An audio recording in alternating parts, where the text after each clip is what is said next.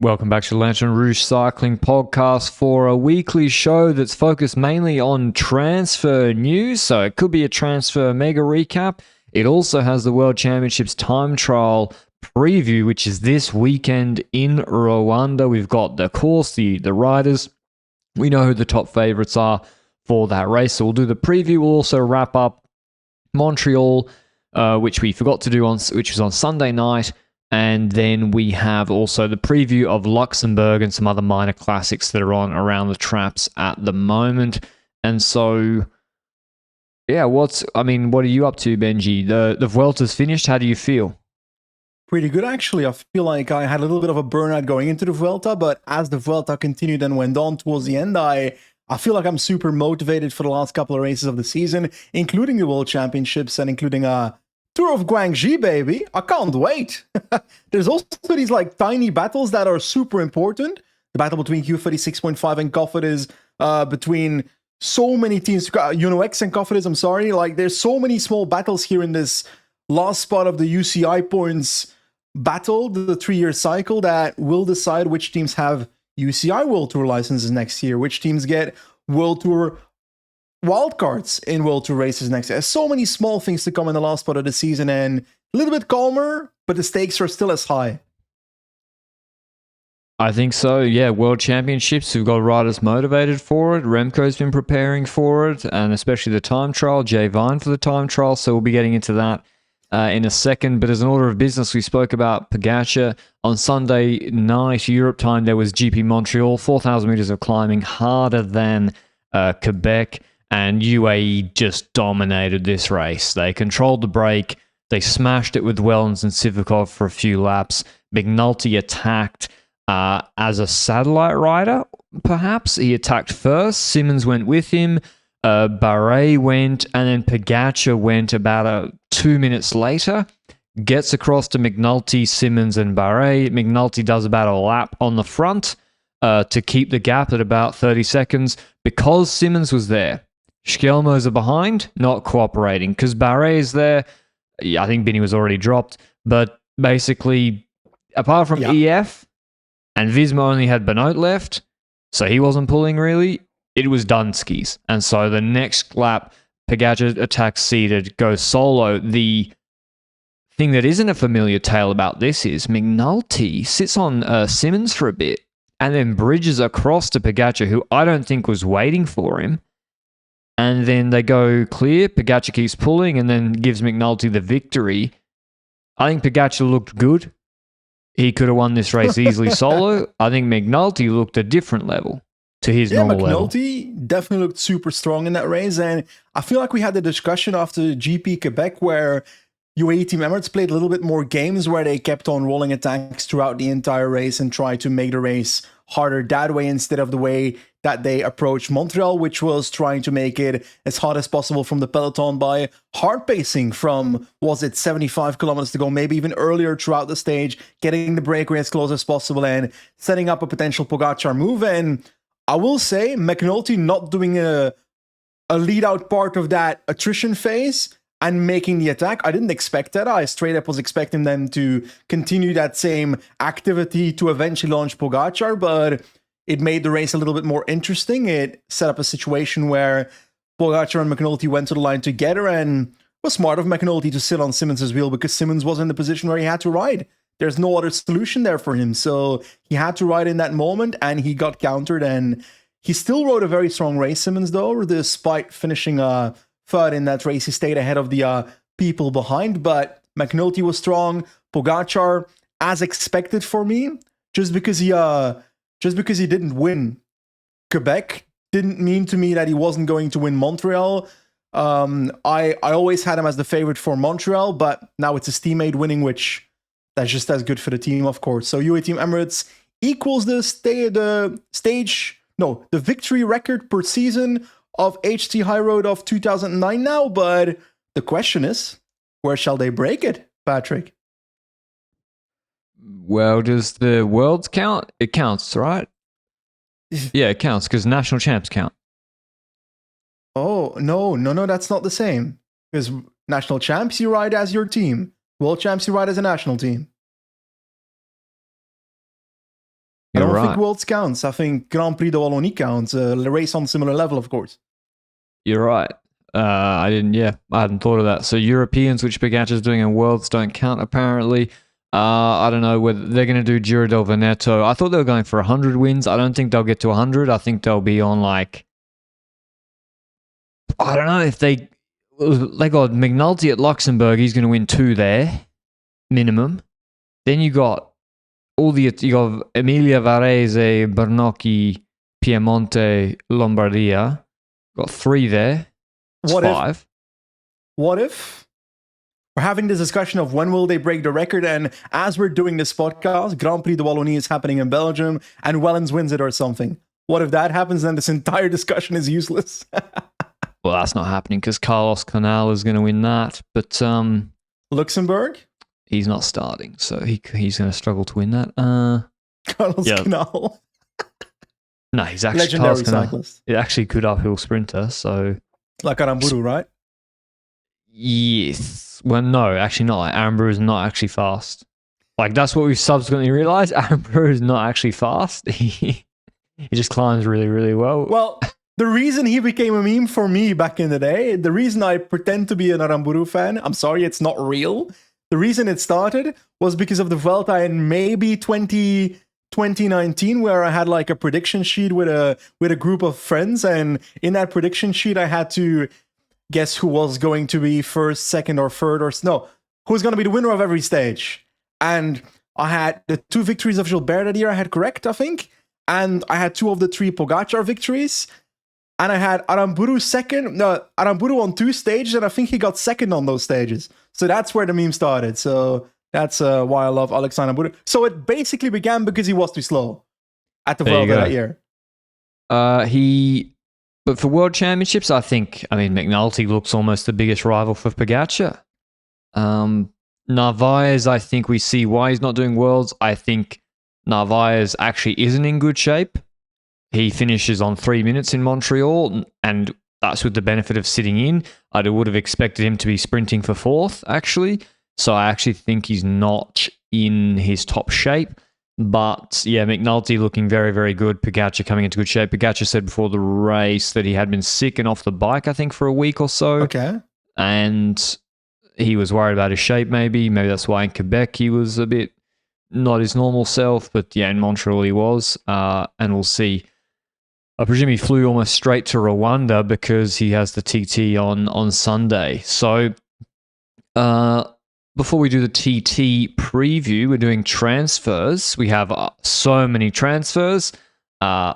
We've got like 7 different teams. And for some, like the transfer period, even though it opened a month and a half ago, I feel like in the last 2 weeks, it's really accelerated, the announcements at least. And so, and there's been, sorry, go on, Benji. I just feel like there's a lot of transfers now that are coming in, but also they won't be as huge as an impact as the Remco Evenepoel transfer was, as the potential Juan Ayuso transfer will be if that gets confirmed by the team that is now rumored to be Little Trek. And I'm looking at, I want to go over the smaller transfers very quickly before we get towards the ones that we might want to discuss a little bit for. But I feel like, for example, a Soudal Quickstep transfer, we had already had lots of transfers that we discussed, like Jasper Stuyven going to that team. There's now the addition of Filippo Zana. I'll be honest, I don't feel like Filippo Zana is going to move the needle for Soudal Quickstep. Is that harsh? Pretty good. I just don't see him making the difference necessary for that team, which is not necessarily a bad thing that a rider always needs to move the team forward in a full way. But Zana's a rider that can go into breakaways on Grand Tour stages, and in my opinion, has a very difficult time winning those.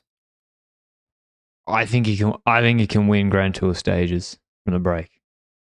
If Quickstep get him right, because he's 2023 shape, which that's now 2 seasons ago, but that 2023 shape on Bondone and on where he beat Pino on Zoldo.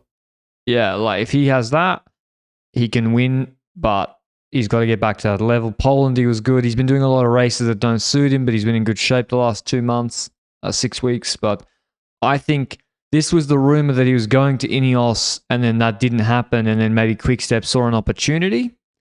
And so, yeah, But you're right, he's not a Grand Tour GC guy from so far. But Quickstep are going back to their roots. Wins.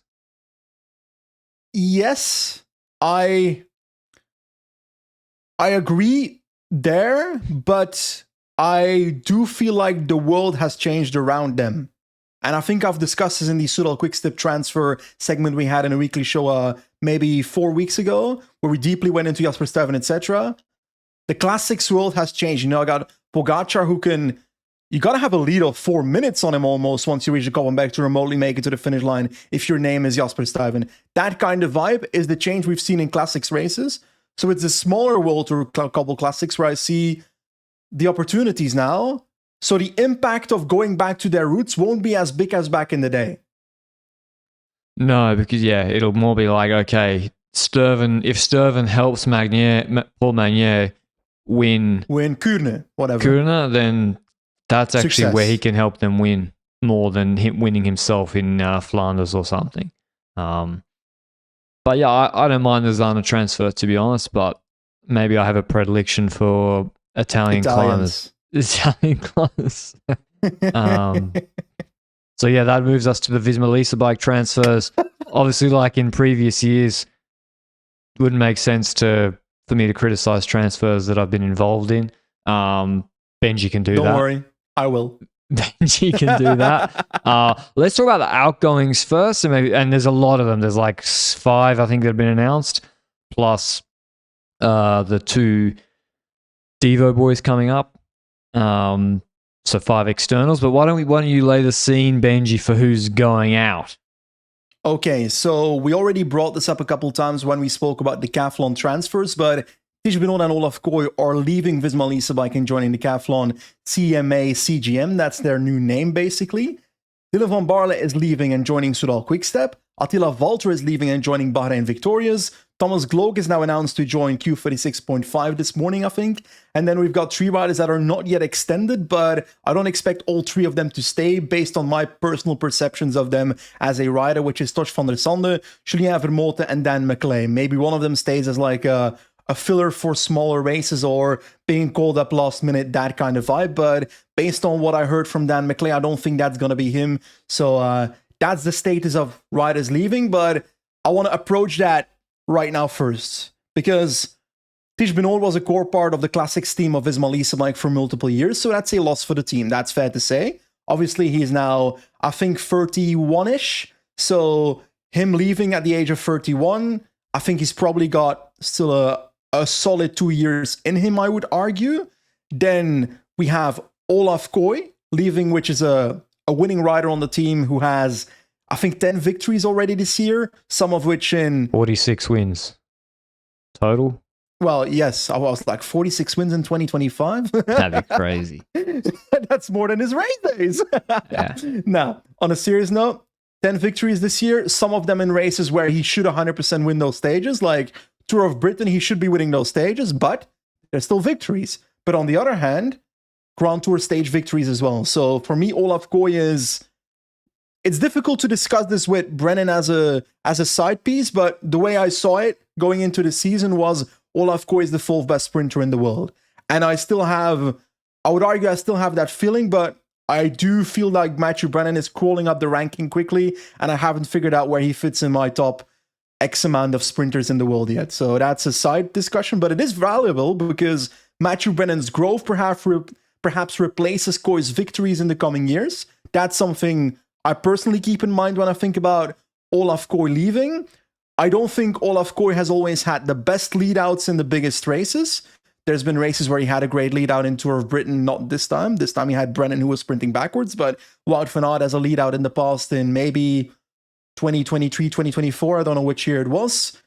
But Matthew Brennan, I don't expect to have the best lead-outs in top-level races in the next year either. And perhaps we can see in the transfers some of that. I think we need to go towards the incoming transfers here, Patrick. Yeah, but on Kooi. Yeah. On Kooi and Benoit, because they're the 2 big, like they're currently leaders on the team. I mean, Kooi, I think, surprised everybody 3rd at Plouay and could have won. Like if Deleuze a bit boxed, Kooi wins Plouay, which with a harder course this year. Gen Wevelgem, he follows Pedersen on the Ploegstraat. and then crashes. Yeah. Kerner, he's second. Like, Olav Koy, despite looking like a pure sprinter, and he races like a pure sprinter, but he can get you a shitload of UCI points. And if you're Decathlon, what's the worst that can happen if you make him even your spearhead for Dwaalsdorf Lanterne? I mean, he's not going to...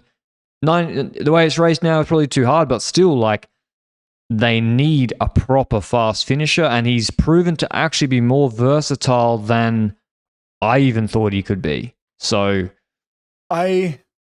I think I've been very vigilant and maybe criticizing of teams signing sprinters on high budget or high salaries, maybe 4 or 5 years ago, 3 years ago on the podcast. I do think the world has changed a little bit in that sense. The rumors are, I don't know if these are remotely confirmed, but the rumors that I read maybe by Daniel Benson was that Olaf Koy was now the highest salary sprinter in the world, which is around 3 million is what I read per year. That is a lot of money for a sprinter. That is certain. On the other hand, I also have the opinion that for a team like Decathlon AG2R, who now have Bennett as their best sprinter on paper, having Olaf Koy within the team puts Decathlon, CMA, CGM, I'm never going to get used to that name, I feel like, AGM, puts them... what, sorry? Decathlon annual general meeting, yeah. Puts the team like that on the map directly in Grand Tour sprints. Whatever Grand Tour that they go to with Olaf Koy, he's a potential candidate for a Grand Tour stage win.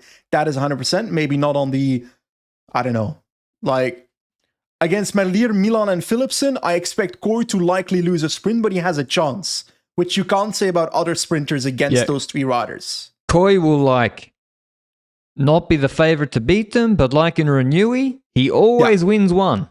Like in UAE, he wins one when eventually they get boxed or something. And then he gives you some UCI points elsewhere. He's 23. I mean, you know how many World Tour wins Decathlon have this year? I don't actually know. 3. That's less than I expected. But also on top of that, would you rather spend 3 million on Olaf Koy, or let's say, what would a Jacobsen have been on when he joined Picnic PostNL? Oh, that's hard to say because... Yeah, he's... I don't know if like what his career exactly looked like the year before, whether it's come back from injuries. But with Koy, you're right. Koy is making the finishes of Plouay. Okay, he's not Arnaud Delis winning Renewy, but he's making the... The problem is Brennan's coming up. So you got Van Aert still, you got Brennan, and then for like really hard sprints, also Zangler, who has been injured or crashed a lot this year. So for Koy... There's also Vingegaard still, like with the Vuelta. He's like Vingegaard deserves to be the absolute leader in one Grand Tour a year that Poggies isn't there, and then probably in another as well if he wants to do 2. So, anyway, back to then Benoit's out. He goes to Decathlon. Benoit has been a stalwart in basically all the races where Visma's, Van Aert's, Jorgensen's, Vingegaard's not. He goes and he holds down the fort and runs a top 10, runs a top 5. San Sebastian, he was nearly 3rd, I think. Yeah. You can book him for 1,500 UCI points a year. You can just book it in. And that's with a good domestique level in the classics in the Tour. That said, those are the key negatives on their transfer activities here when it comes to Visma Lease Bike. Personally, I feel like Valter and Glock had maybe stagnated a little bit. Glock, I do see the potential to step over that again in the coming years if he finds his mojo again. I think Valter, Glock, Van der Sande, Vermoten, and McLeod are replaceable. That's not meant harshly. I think that's possible to replace them with a solid transfer policy. And in some sense, I feel like they've replaced a couple riders in the process, but replacing Koy and Benoit is not that easy. And that's when I want to get towards the riders joining this team, because the fast transfer is a transfer I'm very supportive of. Bruno Armirail joining Visma Lease Bike for 2 years. I think it was announced on the same day as Olaf Koy. Until 33 years old, I'm adding this because to give context at which point in their career they are, Bruno Armirail is the type of rider for me that you can put in the middle of a Visma Lease Bike, even strategy for Jonas Vingegaard and be a very relevant rider, not necessarily just as a mountain lead out, also as potential satellite rider on the road. He climbs very well, has a great engine, can win the French national championships to get some UCI points if you care about that. But I feel like Bruno Armia is a strategic piece within the team that he knows that he will be in a domestique role in the biggest races, and he's going to be okay with that. And maybe if a Grand Tour doesn't go the right way, then like a Campenaerts, he can go in the breakaway and can be competitive for a stage victory in a Grand Tour. Although he's not super close to winning it every time. He's like fighting for third and fourth usually, but he can be relevant in those events. Verona, so I think he and Verona, very similar riders. Yeah. I like Armirai better over Verona personally. Financially, I think as well, because I think Armirai is cheaper. I don't know what Verona's on. I remember he was maybe supposed to go to Ineos before, but Verona won a Giro stage this year. Yeah. So they do find they're not winners though regularly because they're climbers. They're climbers. Verona and Armirella are climbers. Not a classics rider. He's a climber. That is 6'2" and big.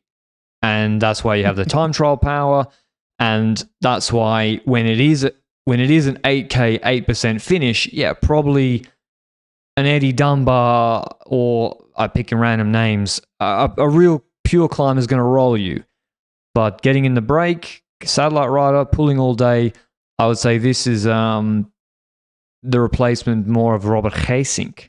Actually, not Van Baarle. It's more like a Robert Geesink from 22-23, who on the 5% climbs, 6%, 7% climbs was still strong. He nearly won on Pional in 22. So Armirel is, he's also a bit of not a late starter, but I think he only turned professional in 2018, 2019 at FDJ. So, TTT in Barcelona asterisk in the Tour de France next year. Yeah, let's put the asterisk there for now.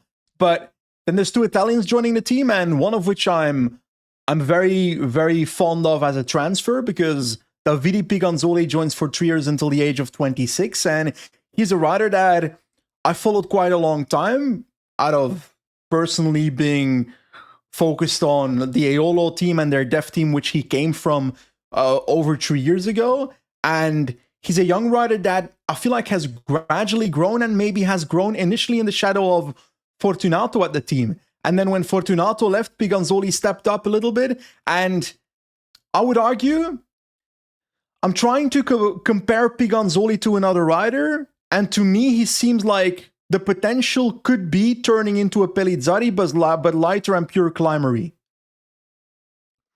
Yeah. Well, I think he's just a classic GC rider.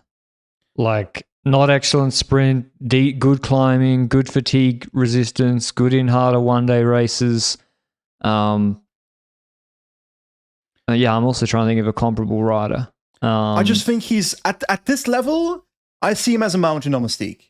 And he's a solid mountain domestique in that. In smaller races, he can maybe go for prizes already because we can see that he's already doing that at his current team. He's had a really solid season, like consistent throughout the entire year. When I think of Piganzoli, I don't think, okay, this guy's going to win a Grand Tour in 5 years, but I don't have that with many riders.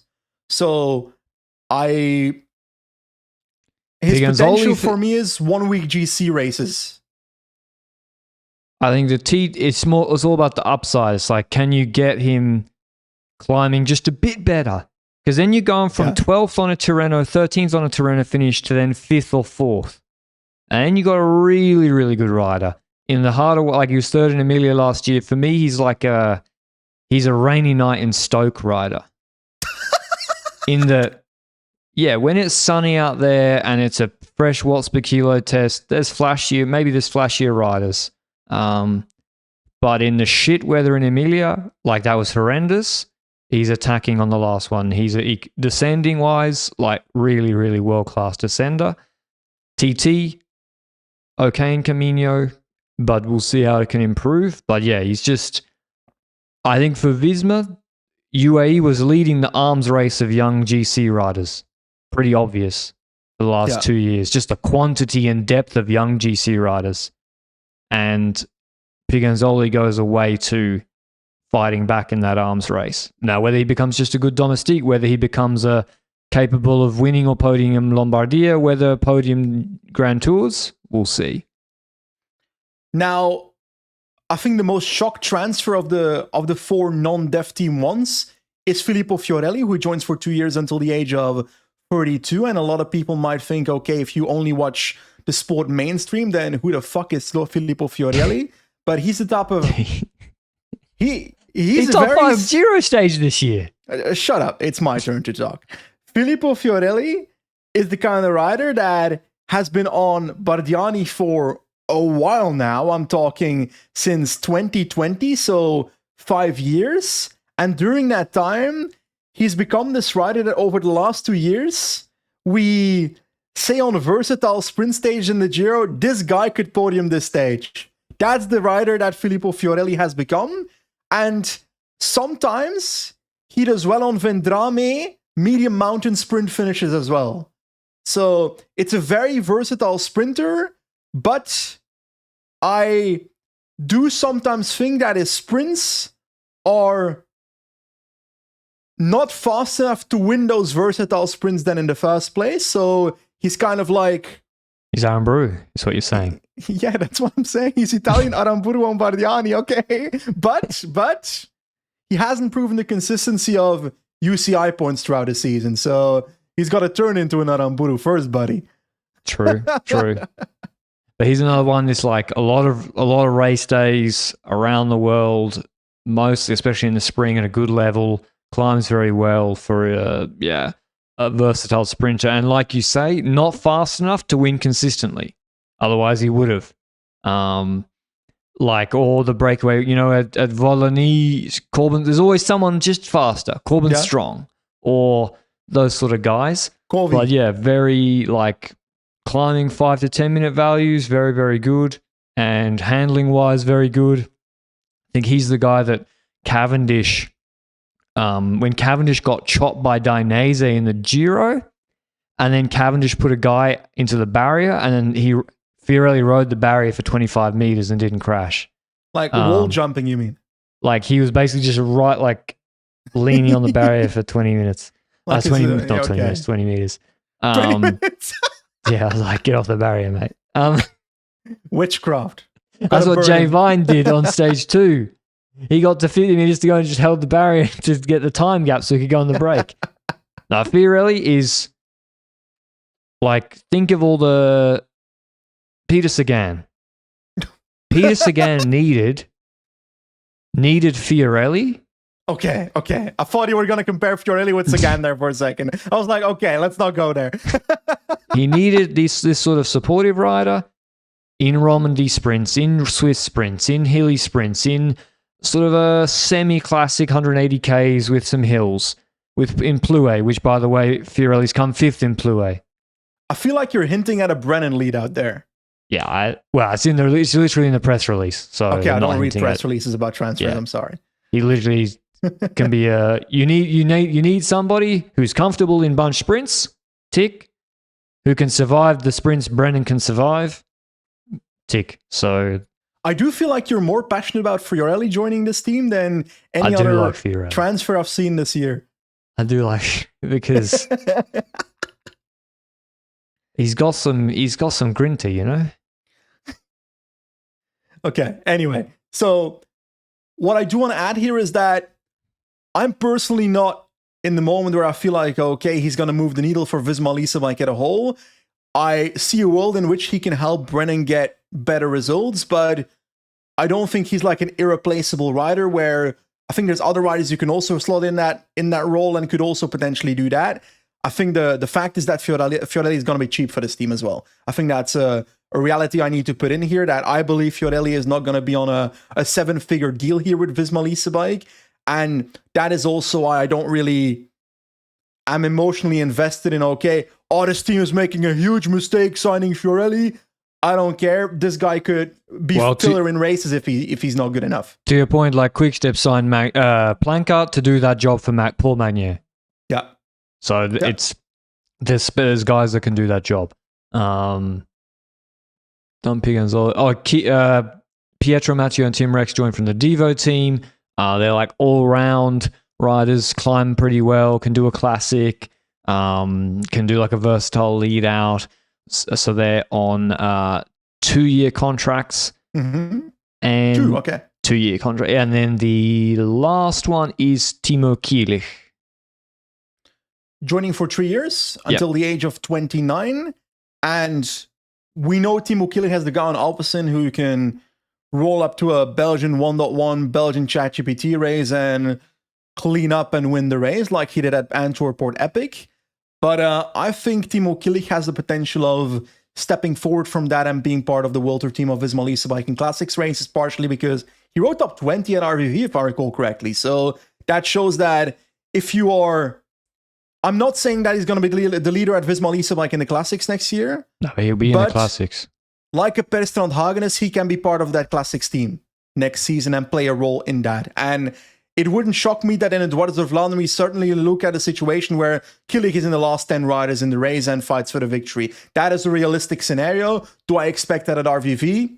Not really, but I don't think he's on a salary where you'd expect people to win RVV in the first place. So I look at these transfers, Patrick, and I have this feeling that all of these riders, Armirai, Fiorelli, Piganzoli, Kielich, these are not going to be on huge salaries. We see Olaf Kooi and Tish Benoot leaving, and I wonder where that money goes for Visma Lease Bike. And I don't know whether there's been extensions maybe for Matthew Brennan or riders like that throughout this year that lead to the fact that that money has not been reinvested yet. Jorgensen, okay, that's announced. One that I did not know. And my worry is for Visma Lease Bike that if they are this restricted when it comes to their transfers in terms of budget, that they will not be able to close remotely anything of the gap towards UAE Team Emirates. Yeah, because if you look at the gap, like just maths-wise right now, it's what, 85-40, I think, more or less. 45 wins. Yeah. So you either have to say the existing riders plus the incomings. I mean, it's also an impossible fucking benchmark. Who's going to win 85? But yeah, like it's the gap isn't being closed there, and you're right. So like Kielich, 2, 3, 4 race days wins a year. Maybe he snags a big classic during this contract. That's still not obviously. Kooi is winning 10 a year. Yeah. And so that's more. I think a more fair comparison is, are the wins of Kooi being directly replaced? Probably not. But Brennan's growth might replace that in the process. Yeah, can Van Aert win more? Probably. I don't know. And I just mean number. I just mean number of wins. Okay. I would expect him to win 4 to 5 races a year. As just a benchmark to this year, it's 2.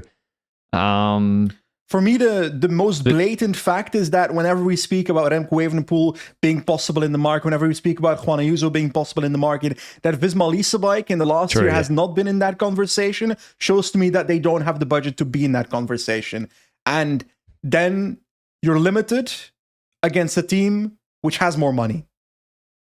Yeah, like Decathlon. It's clear like Decathlon have invested a huge amount in the transfer period this year. Little Trek, huge amount in the last 2 years. And if Ayuso comes, it's going to be a huge amount. Wait, are we saying that just like Ineos back in the day, that Visma Lease Bike might be in the position of, we have no money. I have no money. Me. It's true, though. Like, no, as in, I don't think it's that. I think it's more, was there anyone on the market genuinely available to Visma that's better than Brennan or Jorgensen? No. Well, genuinely available. Do we consider Ayuso was not coming to Visma? Yeah, well. It's not just about the money. It's not just about the money. Like, I mean, it's also... Kooi it's about like Kooi deserves to go to the Tour de France. Yeah, that's true. I mean, he deserves it. Like he's one of the best sprinters in the world. It's not just about the money. It's also opportunities, team construction, where the teams are. Paul Seychelles is not a Tour de France. Well, that's the problem because I don't know behind the scenes, how Derek G's not even available, man. Well, not He's under genuinely contract available. with Israel. Well, on paper, yes, but he's clearly connected to other teams based on the reporting. Yeah, but he's under contract with Israel. I mean, neither me or you expect He him to be. disagrees with that. I'm sure he does, and they're going to have to fight it out in the court. But like, So Visma Liseberg, to be clear for the people that are listening, as a team, you cannot contact riders that are within contract. So from my perspective, not within a team, that sounds like for a rider under contract to leave that team, there's this behind the scene action from rider and agent to other teams while they're trying to figure out how they can leave the other team. That's my assumption of how that works. It's because the reality is, I do not believe for a single fact that those riders and agents wait until the contract with their current team is completely gone to start talking to the other teams. Otherwise, we don't get the Remco Evenepoel discussions in the last 3 years. I mean, with the Remcos, I mean, Lefebvre has basically, I mean, Lefebvre said every winter he'd hear reports that basically teams were contacting Remco for contract years under which he was contracted for Quick Step. Because, yeah, like, it's a big risk to then terminate your contract and then see what the appetite is out there in the market. That being said, the UCI have introduced new rules, which means that if you sign a rider and it's subsequently found by a court that, or the relevant jurisdiction, whatever, that was invalidly terminated, I'm just quoting off the top of my head from the rules, your team is suspended from registering new transfers for 12 months for tampering. So teams are not going to be as gung-ho. They take it very, and you even see the language has changed across, I think, cycling this year since those rules where, teams are like, no, that rider is under contract for that team for that year. If he's available and that contract's legally terminated, perhaps we could be interested, but not until then. Well, whenever there's like such rule changes in sports, they always give it like a name of the rider that caused it or the player that caused it. I think in Belgium there's like some player right now that is causing a similar conversation, and Keon was the situation that kicked off the actual rules being in. So, is it the rule or law of Keon that we need to call it? Perhaps the law of outdepends, like the tuck rule. The what? The tuck rule is about fumbles in the NFL when Brady was like, don't worry, Tom Brady runs the NFL. Kielich? I think Kielich... Tom Brady does not run the NFL. He's the dude that threw... Tom Brady does run the NFL. Well, does he run it? No, like, not actually, but... I thought, see? We're talking facts here. This is a serious podcast. Anyway, you sidetracked me from what type of rider. Kielich is like Benoit.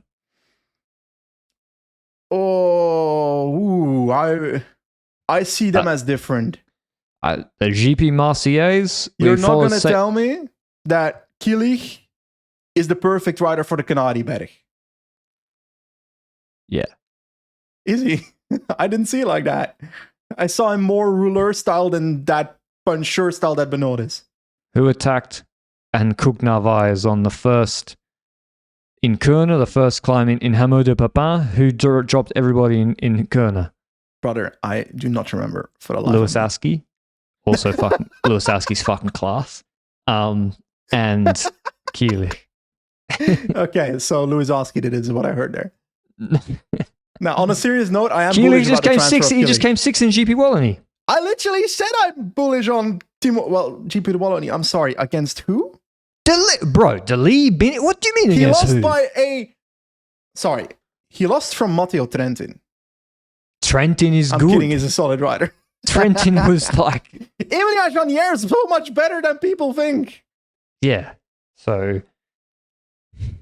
Anyway, your point, Benji, is there's no like Simon Yates coming in to then win a Giro in the next transfer period. It's more like It's a bolstering the midfield of experienced but young riders for the most part in their mid-20s. Yes, and if I'm being honest, I look at these transfers, them bolstering the midfield. I agree with Armirai, Kilian Piganzoli.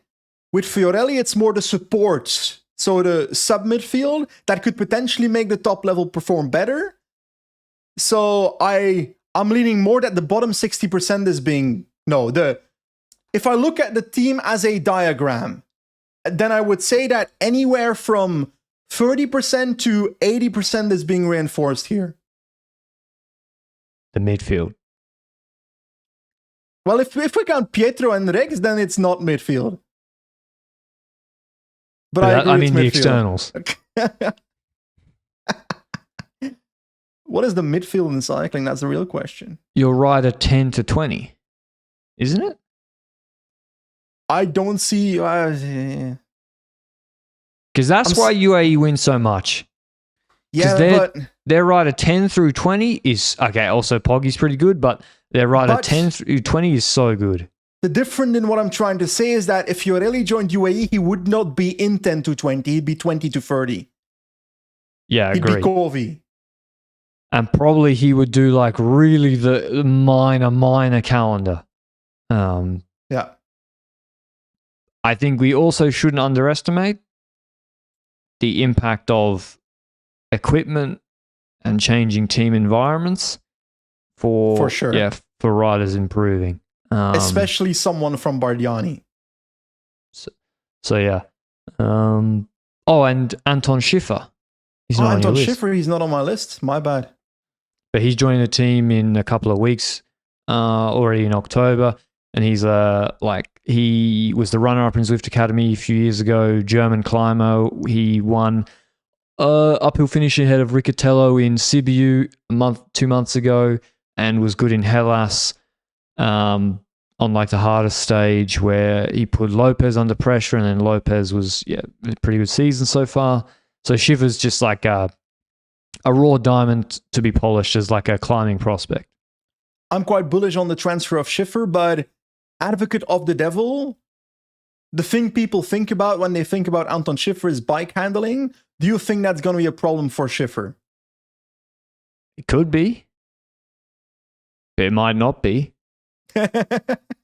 Like, there's just not enough of him televised racing to really... I mean, in Deutschland Tour, it looked totally fine. It's also hard to know because from what I understand, when you're on a Conti team and you go to like a .pro race, the World Tour teams basically tell you to fuck off if you try to hang out near the front. But we'll see. But he can ride a bike. Like, that's for sure. He can ride a bike. So, and in the end of the day, and I'm sure that's going to be the narrative as well. Like, he'll even if he crashes once, Jay Vine had it, Zwift, etc., etc. Well, I'm telling you, Anton Schiffer will podium Tour of Guangxi next year. Could do. Just randomly putting that out. I feel like a watt per kilo finish like we have at the end of Guangxi is the type of performances where I really expect him to do well. He's doing it this year. Probably. Oh, is he doing it this? Fuck. Well, I don't know what his level is going to be into it this year, so I can't tell you if he's going to podium it this year. But I feel like there's going to be good riders there this year as well, fighting for UCI points. The point, like, he'll crash once and be like, can't ride it. They'll say, Zwift, etc.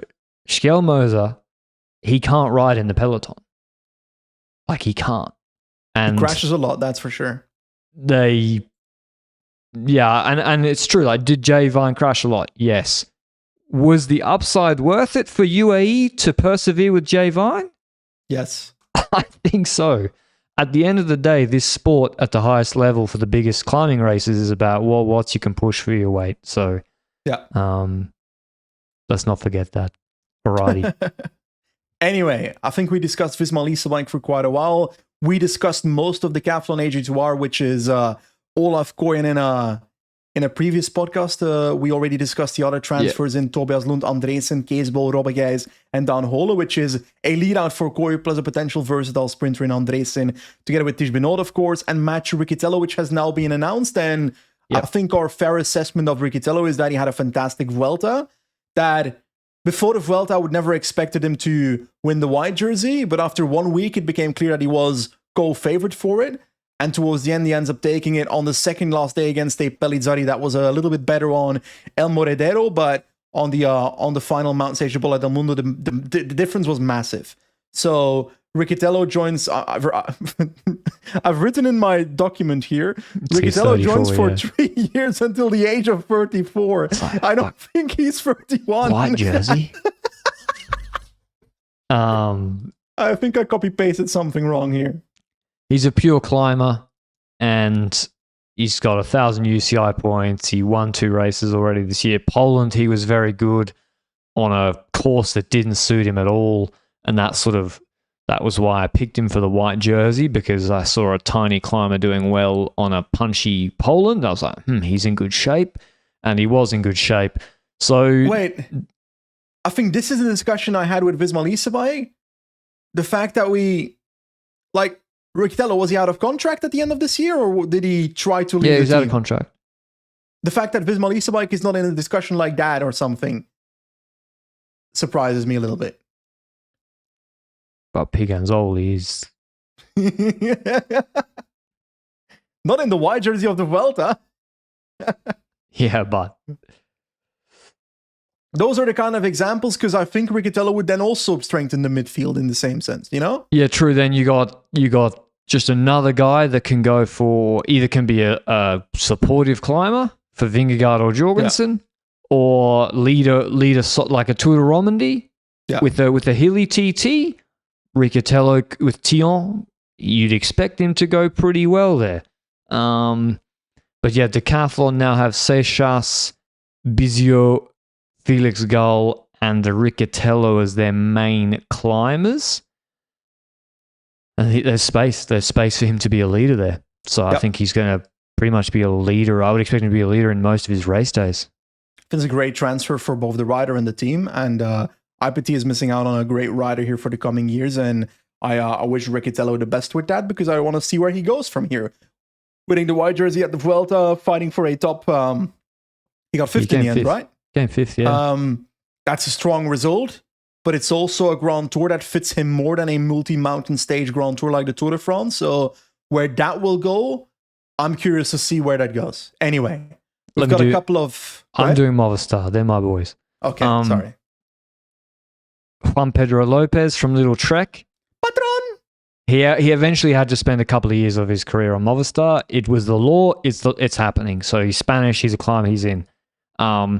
Rouge Adria, who was on Kern Pharma, and then the classic model is they go from Kern Pharma, they go to another team, and then they come back to Movistar on their second or third contract. Rouge Adria, good puncher. Speaking of Kerner, who followed Van Aert in Kerner and wasn't allowed to ride with him? Rouge Adria. So he can ride we've classics. Seen the same with Lascano 2 years ago or something in a classic. When he was on Movistar. I vividly remember a situation like... Anyway, it's the past. Continue. Adria's good. He's just a punchy guy. Vuelta last 2 weeks last year, he was so good for Roglic. And then he can do class. Had great signing. Raul Garcia Pierna is the one that got away. Fifth on Valdez-Caray. He's so good. He is so good. TT, good explosivity, long climbing, 20, 30 minutes. If they can get him, I think he could be as good as Del Toro. I don't see that. If they get him sharp for like a race with 7% finishes, he's so good. I don't see that. It probably won't happen.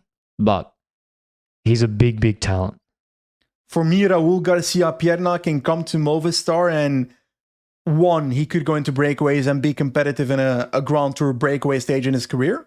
That's a ceiling that I see possible.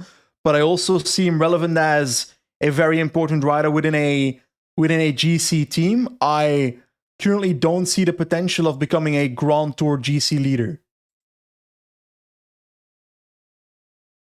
Probably not. Probably won't happen. And listen, winning from Where's a breakaway... the comparison with Del Toro then? I'm telling you, he's pushing big power. He was good on Valdes-Caray, I'm telling you. Like Valdes-Caray, if you're doing that result, you have to be and he's not like a Riccatello tiny. Yeah, He's Bellocchi being in that group as well. Do we say the same about Bellocchi then, or? No, Bellocchi's like a different sort of climber. He's like a tall, like skinny, 180. skinny. Yeah, Garcia Piano is like a powerhouse. Could he be champion? Remco level? 2 years ago, no? Spanish ITT champion. Level. Dude, Raul Garcia Piano, literally one of my favorite riders. I see him in any break, I'm like, turn off the TV, he's got it. When Patrick opens up a Pro Cycling Manager video game career mode custom team and he can choose a leader, he'll be like, Jonas Vingegaard, Pogacar, or for 1/8 of the money, I could pick Raul Garcia Pierna. I'll do that. Open up the Route d'Occitanie Stage 1 TT stream on Facebook. See Raul sitting in the hot seat. I'm like, he's done it again. He's just too good. Actually, yeah. They had great signing for them. Great, like, say he just stays at his current level. You have an all-round, speaking of a wet, rainy night in Stoke, he is good in the shit weather as well. So, TTT, all-round climbing domestique, I wouldn't be surprised if he's in their tour team next year. So, I like the Movistar transfers, to be honest. Like Juanpe, yeah. Does he move the needle? Not really. Does he make you broadly more competitive? Yeah, so it's fine. I think it's a good signing. Yeah, I think it's a good signing. Little Trek sign, Little Trek filtered. They went to PCS, riders out of contract, filter by height, sort by height. And so they have the tallest man in World Tour, Matthias Norsgaard, Danish. And then they have Max Volscheid, who I also think's 2 meters, right? I'm checking the height of Holo as well. So 199 is Volscheid. And Norsgaard is 2 meters? Over 2 meters. Norsgaard is 2.02 and they're replacing 198 Holo. So they're getting if we bigger. Look at solely the height, the team on average became bigger. So I have to be bullish about these transfers. I'm sorry. The sole factor joking, here is the height. I don't think it's a coincidence either. Apparently, I'll be honest. I think Walscheid is assigning to strengthen a lead out somewhere. I think Norsgaard is part of the Danish group of cyclists, probably friends with some of the Danish riders on Little Trek. And I think that's partially part of the reason why he's at this team now. Because if I look at their quality, both of them, I don't think they'll move the needle for this team. Neither of them. They're also not expensive. No, but I agree in that, is Volscheid that good as a lead out? Based on the last couple of years, no. He's not, so he can't, it has to be for Milan, right? It can't be for Pedersen style stages. Hey, so the benefit is, maybe if these two, maybe if Volscheid can turn into the lead out for Milan will finally be out of the wind because Consonni is tiny. That we've been complaining about it. So maybe, yeah. And so we'll see. But yeah, I think Norsgaard's just like a big Rouleau replacement to pull early in the classics and see what he can do for Pedersen. You need those kind of riders, like Vergaarde. And if they get a lot of personal pride working for a big, strong leader that's from their country, and it gives them an extra 5%. Don't need to praise Pedersen so much. No, Pedersen's big, strong Mess Pedersen. He's not as good as Garcia Piano, but he's pretty good. Okay. Classic winner, Garcia Piano. It's worthwhile doing it. Transfers incoming for Ineos. We have Dorian Godon, the French national champion from Decathlon. Decathlon is part of their sort of French exodus. And so the Ineos are becoming more French with the Total Energy sponsorship. They have Axel Laurence, rumored Kevin Vauquelin, and then also Godon, French national champion. You can't get more French than that. So he's a versatile sort of sprinter. And I guess they can pair Laurence with him in the like semi-classic stages and try to win more. He does win, so they'll just try to win more with him. Yes. I have no clue what you just said. I was completely zoned out. I said Godon's like, he's French. Yeah, I'm happy for him that he's French. Jaco Alula signed Alessandro Covi, who's a Italian puncher from UAE Team Emirates. Andrea Vendrame is kind of like more than a puncher. Like he climbs very well. Yeah, he's like Fiorelli Deluxe. He won a Tirreno Adriatico. Speaking of rainy shit day, he won the shittest stage ever in Tirreno. The problem I have with Vendrame is that I like his rider type to potentially get a Grand Tour victory or a Tirreno victory every now and then. But now you're paying for those victories, for that palmarès, if you're Jaco Alula. This transfer financially, in my opinion, is not worth it. Based on my estimate of what he is costing now. I don't know what he costs, but yeah, with his he just won. He won't be at 300k. No, because he won a Giro stage last year, so then you negotiate in spring this year, then he wins a Tirreno stage, and then you're like 16th in Strada, so around when negotiations probably happening, he's in a pretty strong position with the recent palmarès. So yeah, he probably won't be too cheap. Bahrain Victorious bring in Paul Miquel, who's like a Spanish Fiorelli, like a versatile sprinter from, I think, Kern Pharma. EF Education first. What happened to the Neo Pro Pure Sprinter? We had Teutenberg, we had Coy, we had Manier, we had Lamperti.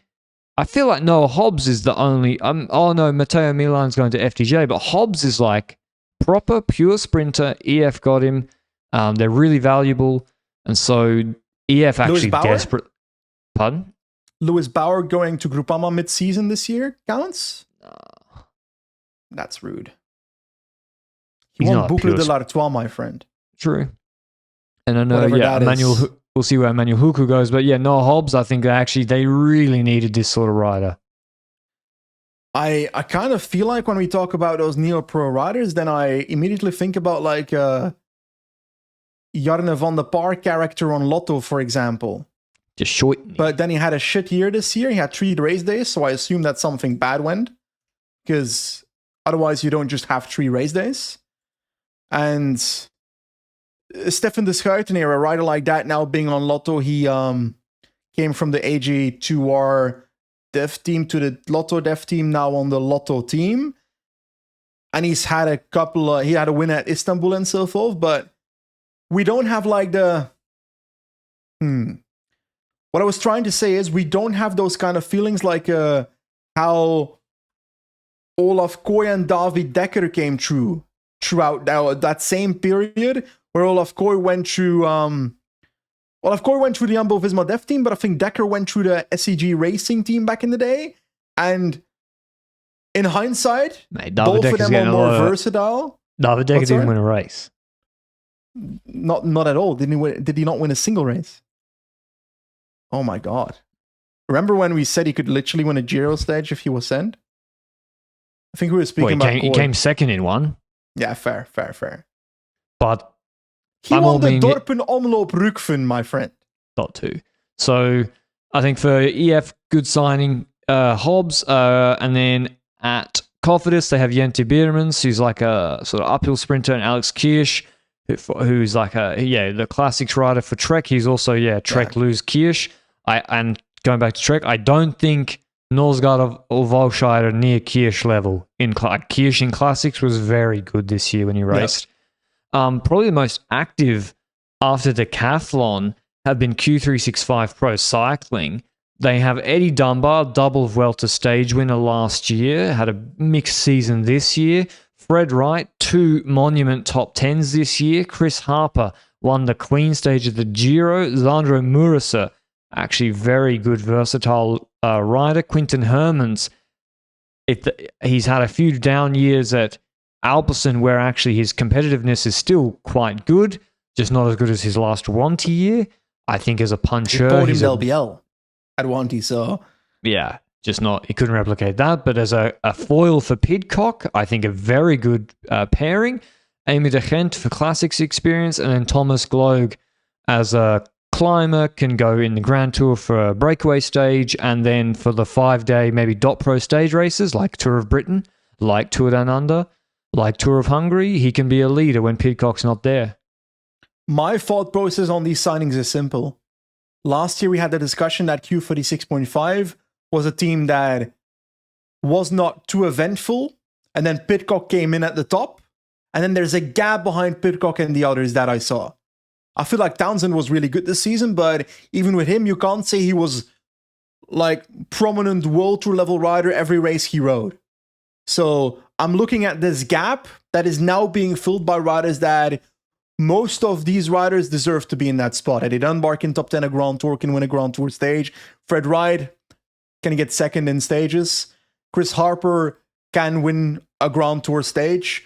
Chris Harper can also ride top 10 in a Grand Tour if he's really, really, really consistent in one, but I'm seeing him more as a stage win hunter then. Sandro Meuris had him on supportive riders, I would say. I don't see the... in the last couple of years, I don't see them as winning a stage anymore. They do. Hermans does have the potential to go back to that, potentially, but... I think Hermans is pretty good. I'm not saying he's bad. I'm just saying that he hasn't shown the potential of winning a Grand Tour stage anymore for the last couple of years. But I will say that Meuris is also in that same camp where I think he was second behind Dylan Teuns on Planche de Belfier back in the day. Am I completely inventing that? I'm looking it up. Sandro Meuris in a Tour de France stage. Meuris is good rider. Third in 2019 on Planche de Belfier. So that's that, I guess. Like, I know the trend is get in 20-year-olds to do X and that they'll be the new superstar. I get it. Q365 have gone for like proven World Tour guys who they have a few question marks. Gloag, injury, crash risk. But if you get him right, he's literally a winner. Quinton Hermans, okay, he's 30. He's 30. Matteo Trentin has been a good rider throughout his 30s. Like, guys don't turn 30 and just fall off a cliff. And actually, yeah, Hermans is, he's still 16th in Amstel, top 10 Quebec. It's 12th in Montreal. Like, he's still a good rider. Yeah. So I think, so they're filling up that gap. Yeah, because, the existing guys aren't on that level. And the importance of doing that is if Pidcock gets injured next year, that they can still score throughout a season. Exactly. And it's not just Pidcock dependent, because otherwise the risk to lose wildcards the next year is significant. So by doing this, they're hedging. They must be the most reliable. Like, they must have their total points. The highest proportion must be from one rider of any team, right? It has to be. I think so as well. Yeah. Like, from Pidcock. So, and confidence without Amburu, of course, but that's a detail. Yeah. They have to diversify. So, and then they also need climbing support. I mean, if Pidcock is if they're gonna mount, he's gonna go to the Tour de France next year, right? Well, then they're gonna send Dunbar and Harper with him. Yeah, and then they can decide whether they go to the Giro or the Vuelta, depending on whether they secure that wildcard access that they are projected to receive this year to those World Tour races next year. Then they can choose any schedule and plan these riders where they want. Dunbar can go for a top 10 at the Giro if Pidcock goes to the Tour de France, stuff like that. And then at the Tour de France, Dunbar can go for stage. Just a combination idea that I bring up. Yep. Okay. And then the last team we have on the list is Tudor Pro Cycling. They have Stefan Kung, which is a pretty natural signing, one would think. He's been on FDJ for a long time and probably looking for something different. He's gone for a 3-year contract. He's 30, turning 32 in 2 months. And yeah, he needed a time for a change. It's a Swiss team. They're on the upswing. They got money. They got good equipment. And they also need another classics leader for UCI points. So Kung provides points, if not wins. I think so too, although this year his points have not exactly been too vibrant, I would say. I just think that a Swiss rider being on the market and a Swiss team that is clearly looking for Swiss riders, that was a combination that would always fit, and financially it must have fit as well eventually. So Kung is probably not on the same salary level as he was 2-3 years ago, but he Oh no, they'll be paying him more. really, I'd expect, yeah. because didn't he get extended by Groupama 2 years ago Yeah, but when he was in the picture? Tudor got more money than them. Yeah, salaries went up in the sport. Yeah. Yeah, but I don't expect the same performance in the next 2 years that I've seen in the last 3 years. I do see Kung as still being able to consistently get a top 10 in the classics race. Yeah. But his time trial has gone down this year. It has. Like in Valladolid, in the Vuelta, he was 6th. Yeah. He lost to Oliveira, whereas 2 years ago, I think in that same TT, there was heartbreak for him. He got second, right? No. I think I just made it up. Yeah, but I swear that he came second to Ghana by like a second or something in one TT. But anyway, yeah, this year's not been his best year, but hopefully they can turn it around. Okay, that's all the transfers. Let us know which ones you like. And we'll obviously...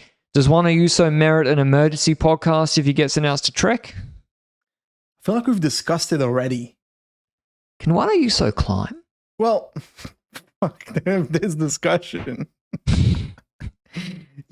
I swear you said in the first week of the Vuelta that Pellizzari couldn't climb.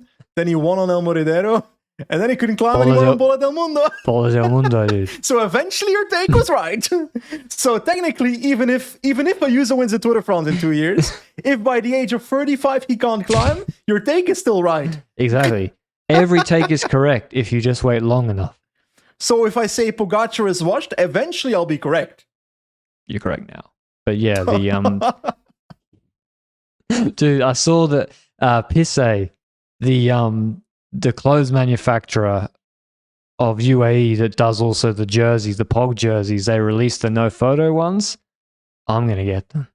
I think I've gone full circle. I think I like them. I think they look sick. I don't know. I won't be wearing that, that's for sure. I made it Christmas morning if I get that in my stocking filler from my wife. A Pog don't photo jersey. I think I have to do it now. Signed, number one fan. The World Championship, speaking of Tadej Pogacar, we are going to the time trial preview. Hard course, 40.5 kilometers long, 750 meters of climbing.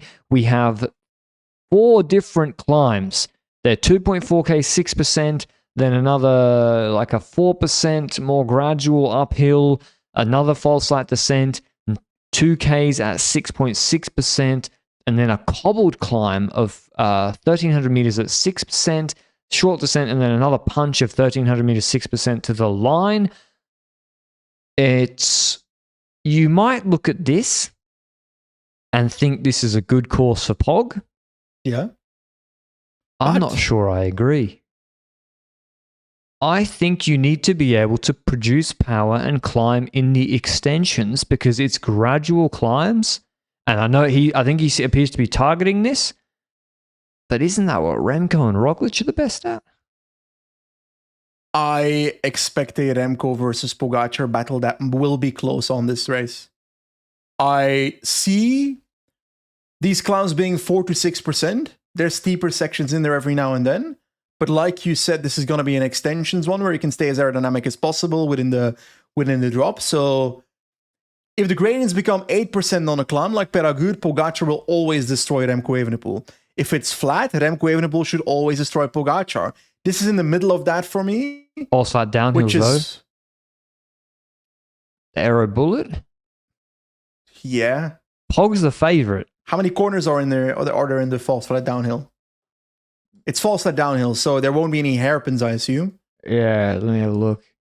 I thought I looked at the map, but I didn't see any, only at the start there's a few corners, but I think in the middle it wasn't as bad. TT, 40.6Ks. You found the time trial. Congratulations. Found it. All right, so they go, maybe they're not, maybe 2 braking corners at the start. And that's it, eh?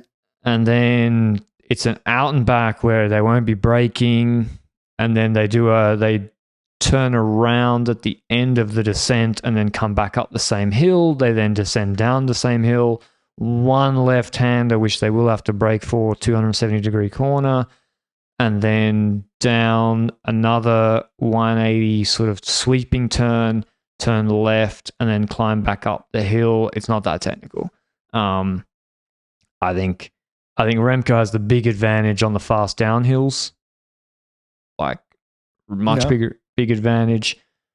That being said, it's not a steady effort. It's going to be, what can you do on the climbs? I am shocked Pog is the favorite.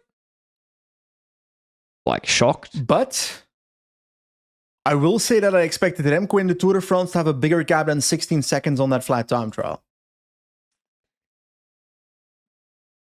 Yeah, but so that's where I get where Pog is the favorite. But in Worlds, Remco's built different. Mm-hmm.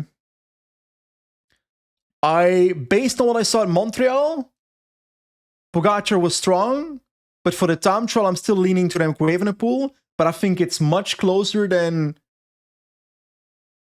the way I feel like you're saying it. Yeah. No, it should be wrong. It should be competitive. Is Ghana doing this? No.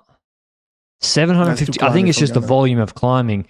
Can we get a time capsule and bring Mikuni past Primoz Roglic to this? He'd win it by a minute. Yeah. Like Primoz Roglic would win this. Nah. That course, he is very similar to this. So it's a hard course. Plapp is going to have been targeting this. Vine's been targeting this. For me, it's an Remco or Pogacar. I don't see the rest in the picture. I'm sorry. I'm going... If you pick someone completely different. I'm going Luke Plapp. Is it because of that race of Norway from years ago that inspires you to say this? It's because basically he would have podiumed some big TTs, but he kept crashing himself, and now he won't do that. I'm going Luke Plapp. Nah, he won't. He can't beat Remco. Who's the... As Remco raced, he did Tour of Britain. He was really angry, but it's really good. I'm going Remco. Oh, can he climb? Yeah, he can climb on a TT bike. Remco 1, Luke Plapp 2, Jay Vine 3. Australia double medal. Someone takes a photo with a flash bulb at the start. Poggy's completely thrown, and he comes 5th. For me, Remco first, Pogacar second, and I don't really give a fuck who gets first in this race. For that, I need to look up the start lists. When did Pog last do a one-day race TT? He did Worlds TT in 2023, but he wasn't good then, and he came... Because also, we're physically comparing a time trial in the second or third week of a Grand Tour with a single race day, which is completely different. Because throughout a Grand Tour, recovery matters day to day, which means that certain riders will be at 80% of their best by the time we hit week 3, while Pogacar's recovery throughout a Grand Tour is seemingly pretty good.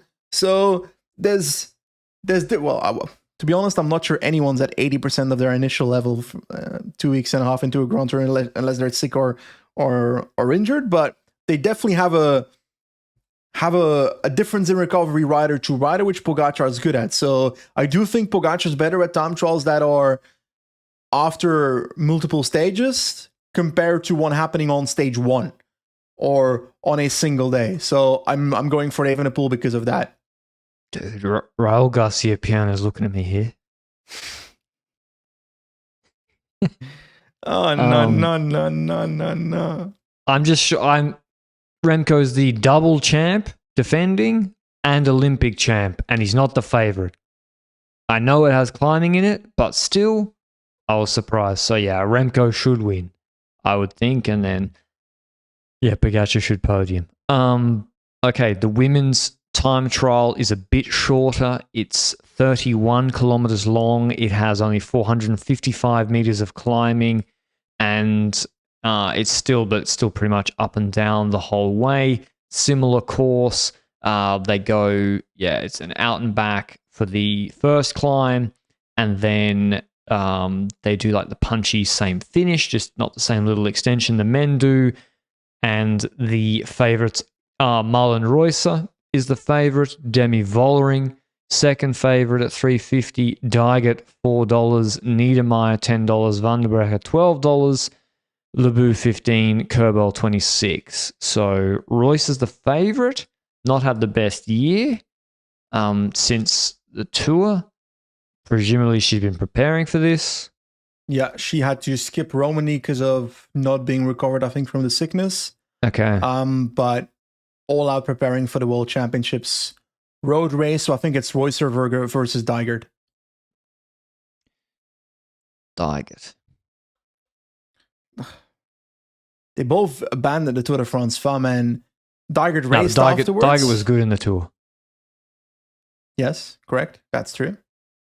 But I also think Reusser was very good before the Tour, before her sickness, and I somewhat expect her to have come back from that. Dygert hasn't done a TT this year. The parkour fits both of them really well. I think it suits a Vollering type rider a bit more. It's 6% climbs.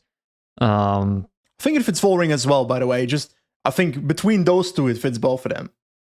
Looking at the Olympics, Van Vleuten beat Reusser there on that course. That had 380 meters of climbing over 22 Ks. So this has a bit more climbing, a bit longer. This is a tough one because you really like Reusser hasn't raced. Dygert, we have no idea what their shape is, pretty much. I'm saying Dygert. You know why? You're going Dygert? I'm going a bit in the dark between the three here because, like we said, it's been limited racing from those riders since the Tour de France Femmes. But the reason I picked Dygert is because the last time she rode a time trial that was a World Championships that had a cobble climb at the end, didn't she get just second behind Grace Brown? Or am I inventing that shit? Wow, actually, she disappointed then last year because she lost. Grace Brown would have destroyed everyone here.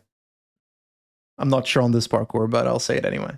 I'm going Demi Vollering. She hasn't done an ITT. Let's not forget how good Demi Vollering is at time trials.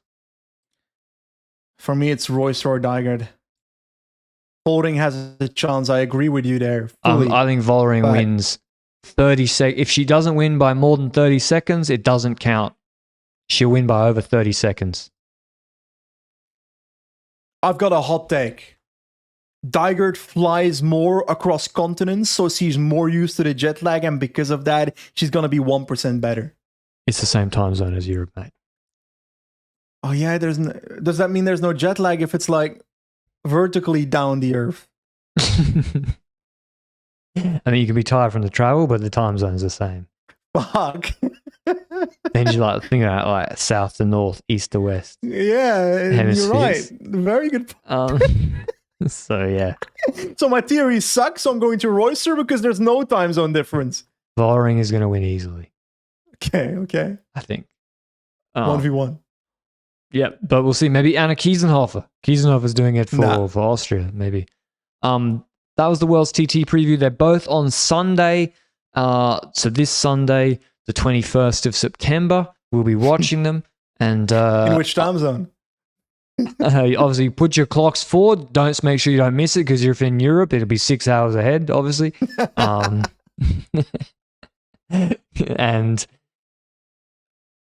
I actually think I like that Poggy's theoretically prepared for a world because it's a good year for him. He might not get a Helia course. I like that he's. Where's he on us? Huh?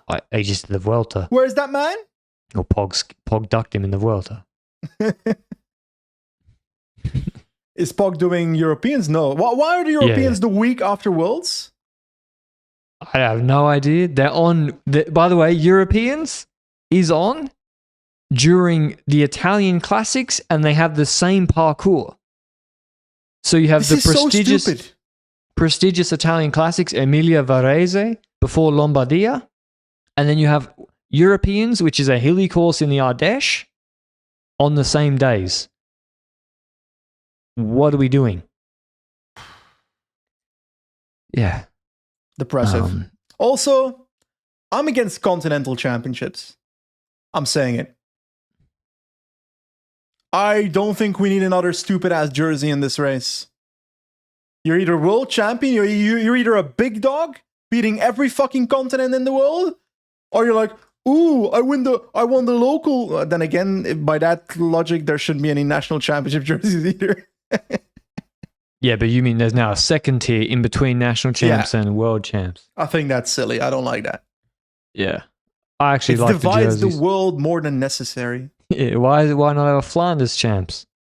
Well, there is the Kampioenschap van Vlaanderen, which I think might be this week or last weekend. This weekend, we have a Sprinters Deluxe there. I think it's Merlier. It's like by the way, this is the time of year where you have the absolute best sprinters in the world doing these races you've never heard of that are 0.1 races. You will see Merlier, Milan, Coy, Philipsen with like full trains at these races. So that's actually some good viewing this weekend to look forward to. But that's been long enough. Also, if you have European championships, make sure that the other continents are as broadcasted, because I care about seeing the American Continental Champion, the Pan American Continental Champion. Is that what it's called? The Oceania Champs was literally held. I think a gate won it or did well. And I think a gate won it, yes. Yeah, and it was literally around my old training loop around the back of Moggle, Bilbowery, Mount Crosby. Horrible fucking roads. Oh, next door. Horrible roads, up and down, big chip seal, nasty stuff. Anyway, that's enough from us. I want to see Fedorov against Igor Chan in the Asian Continental Championship. You know who came top 10 in GP1E today? Fedorov. Okay. I was like, actually. Igor Chan probably didn't. Fedorov, like, not bad. Thanks for listening as always. We'll see you with the recap of Worlds on Sunday. I pull myself back here. I'm saying I'm looking at this from a European standpoint, saying that I don't want continental championships. They're an opportunity for other continents to have a race like that on that level. And without those races in those continents, I'd feel worse. So I'll happily take the existence of the European one, and for the sake of having the other ones. Yeah, I get that. And also the points on offer means teams are more likely to sign a good rider from one of those countries. We see that with Burgos quite a lot. We saw that with the gate at Astana, and then he justified that contract. We also forgot to preview Luxembourg. Brandon McNulty will win it because of the TT. There's your preview, Luke. And thanks for listening. We'll see you on Sunday. Ciao, ciao, ciao.